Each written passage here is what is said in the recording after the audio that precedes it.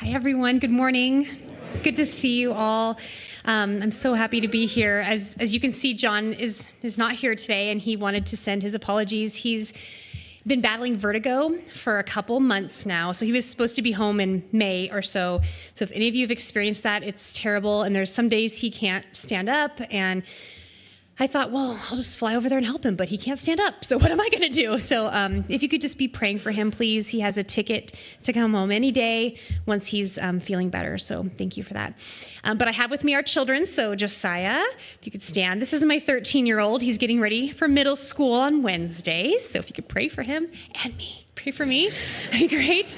My other two children are enjoying Christian education over there. So Jeremiah's 10. He's going to fourth grade, and Mabinti is 6, and she's going to kindergarten. So they would love to see you, but they are having a very good time. So I'm leaving them there. All right. Well, I just want to share just a couple things about what we're doing in Sierra Leone, West Africa. So. Yeah, thanks. We are part of Rescue Ministries International, and like Pastor Mark said, when I was saved at Eastern when I was 19, and I was part of this church right after that. And when I graduated from Eastern, I went over to Africa and met John, and this is kind of where all this came from. So many years ago.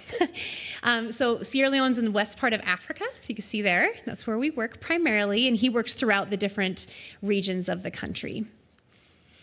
Just a couple pictures. We have 2 orphanages. We have one blind school and one Ebola school. So when we started this ministry, we started with 24 children, blind children, and their needs were not being met. So John and I just had a big heart for that, and we built a school for them and have been taking care of them ever since. So we have about 52 children.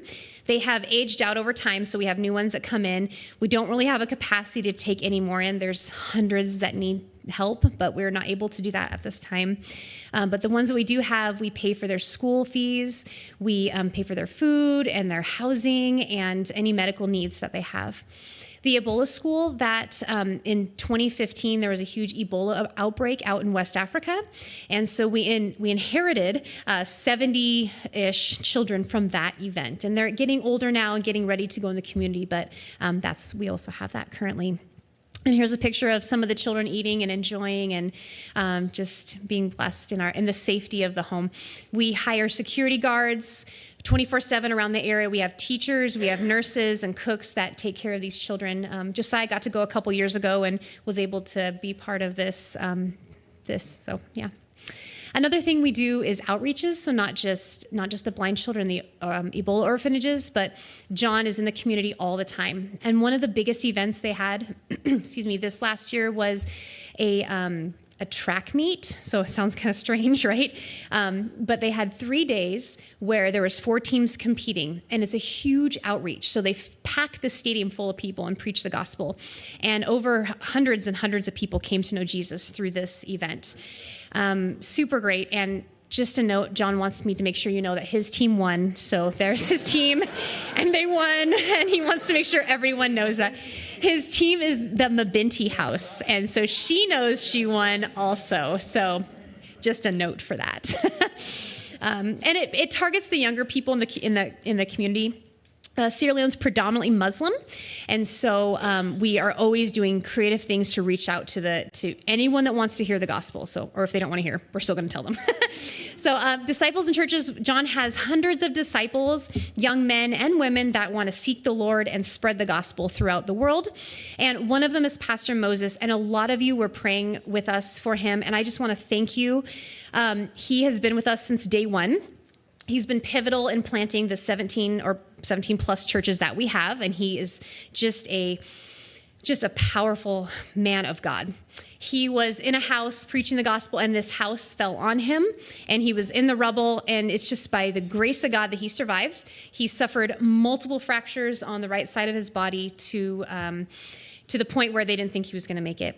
We prayed, and I sent out emails to ask for prayer and support. And the doctors that were taking care of him said the only way he has a chance is if he flies to India and has surgeries. And we're thinking, what?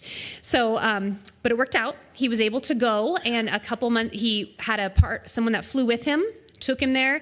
He healed there. He had 3 to 5 surgeries. I don't remember exactly how many, but multiple surgeries. And here he is coming on crutches through the airport, coming back to Sierra Leone. And it was such a joy to have him back. But he's healing now. And I just want to thank you for your prayers and support on that very difficult time. But he is now out and about. And John is trying to calm him down and let him rest. But he wants to go out and preach. And, so we'll see what happens with that. We have Bible students, as Pastor Mark mentioned. So every year we have different students that are going to preach. Well, all of them want to preach the gospel, but we want to make sure they're not preaching heresy. So we put them through Bible school, and then we plant them in the churches. So this was our group that graduated last year, and we have another group coming up in their 3rd year. So they are getting ready to complete that, and they're very, very excited for this journey. And there's a couple of them that graduated last year. Another thing we do is feeding outreaches. And usually we do these around Christmas and Easter and various times throughout the year. This one focused on individuals that have disabilities. And there's a lot of people with polio in Sierra Leone. And they get that at a very young age and are not able to walk. So they have various devices, as you can see here, to get around. And so the individuals that have any type of disability, they are removed from the community because they're not helpful, is what they consider them as. So a lot of them are starving. They're starving. They don't have any way to make money to provide food for their families or themselves. So these outreaches are life-saving for a lot of these people. And we buy hundreds and hundreds of bags of rice.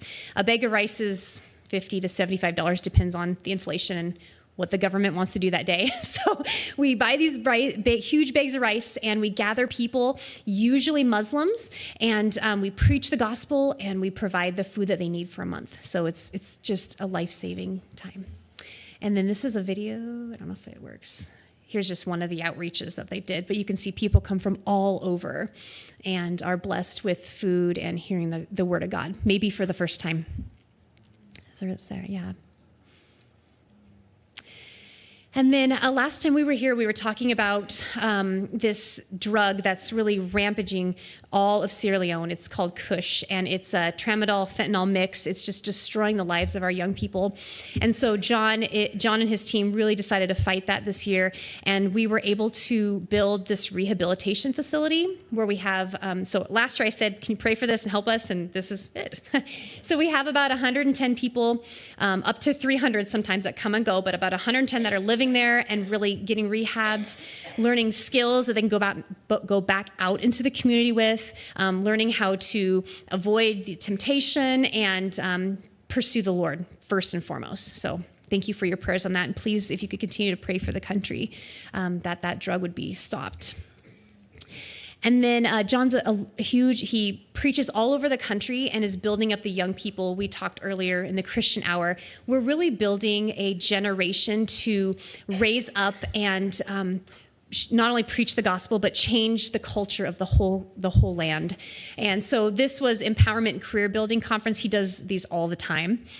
Targets younger people, and you can see here they were just really blessed by this, and they go out and preach the gospel.